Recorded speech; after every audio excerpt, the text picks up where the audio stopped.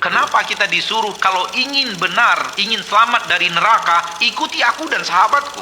Akhi fiddin, ketika Islam mulai terpecah. Kenapa terpecah? Karena ada sesuatu yang menyelisihi yang benar. Kemudian diyakini dan kemudian ada pengikutnya. Oleh karena itu, apapun yang namanya firqah, apapun yang namanya kelompok yang itu lahir setelah Rasulullah SAW wafat, pasti di dalamnya ada kesalahan dalam berpendapat, pasti di dalamnya ada kesalahan dalam cara mereka beragama. Itu pasti. Yang tidak ada salah itu hanyalah Nabi kita tercinta SAW dan Islam yang diamalkan oleh Nabi kita tercinta SAW dan diamalkan juga oleh generasi yang bertemu dengan Nabi Muhammad SAW. Itu Islam yang tidak pernah salah. Oleh karena itu, kenapa kita disuruh kalau ingin benar, ingin selamat dari neraka, ikuti aku dan sahabatku? Karena itu Islam yang tidak pernah salah. Islam yang sesuai dengan sunnah. Mohon maaf tanpa mengurangi rasa hormat kepada siapapun yang sekarang ini bangga dengan dia Islam atas kelompok ini, Islam atas kelompok itu, Islam di atas kelompok ini. Saya katakan bahwa apapun kelompoknya, lahirnya setelah Rasulullah SAW wafat, pasti di dalamnya ada kesalahan. Kita semua mendengar Nabi SAW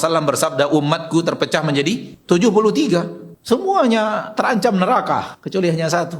Siapa yang satu itu? Yang berpegang teguh dengan sunnah itu sendiri. Yang Rasul amalkan bersama generasi umat Islam yang bertemu dengan Rasul, para sahabat. Kalau ada yang mengatakan, Ustaz, bukankah para sahabat juga melakukan kesalahan? Apa contohnya? Bukankah di zaman sahabat juga ada yang mencuri? Bukankah di zaman sahabat juga ada yang berzina? Bukankah di zaman sahabat juga ada yang murtad? Ada sahabat yang melakukan kesalahan. Kenapa Ustaz mengatakan Nabi dan para sahabat tidak melakukan kesalahan dalam beragama? Bedakan antara salah dalam agama dan salah dalam individu dalam agama itu sendiri. Itu dua hal yang berbeda. Islam melarang mencuri. Ada kesalahan dalam melarang mencuri? Kemudian kalau ada orang yang mencuri, itu yang salah orangnya, bukan agamanya. Islam menyuruh umatnya untuk melakukan sesuatu yang benar di dalam sunnah. Tidak ada yang salah dan itu yang diamalkan Nabi dan mayoritas para sahabat. Kalau bicara individu, kesalahan individu bukan kesalahan agama. Yang tadi anak katakan kelompok manapun ada kesalahan agamanya. Oleh karena itu terancam dengan neraka.